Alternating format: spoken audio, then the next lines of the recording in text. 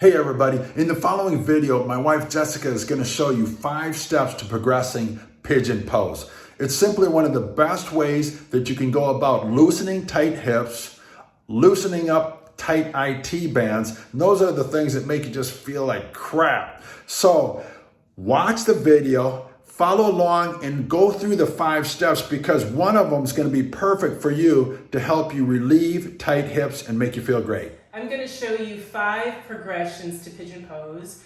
Choose the one that suits you best. So first is actually doing kind of a 90-90 with your legs. So if you're in a position where maybe you have some knee problems or you're just really tight, getting into this position is going to be helpful for you to start to open up and be able to progress into higher levels of pigeon pose. So right here, I am thinking about both tailbone, sits bone being on the ground. So I don't want you to completely lean over to one side, over to the left side if the left leg is in front.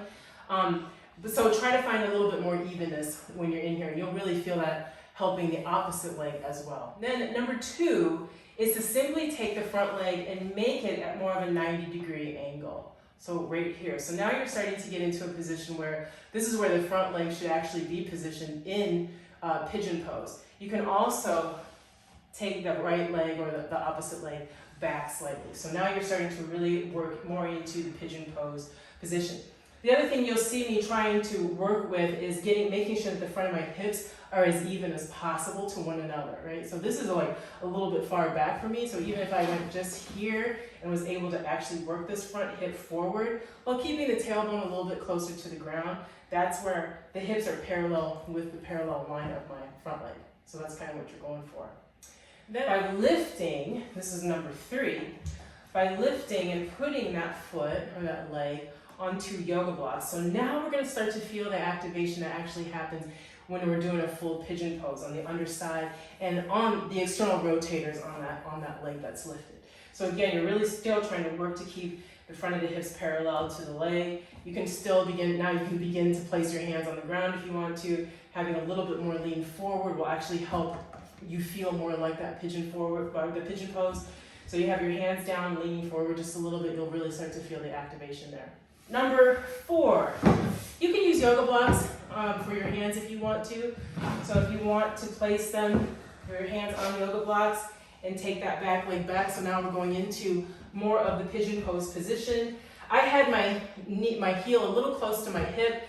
You want to, if you can, work so that that leg is a little more parallel, great.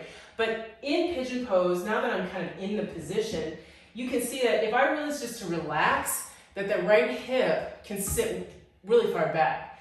So I want to make sure that my left hip on this side works back, pulls back, as my right hip pulls forward.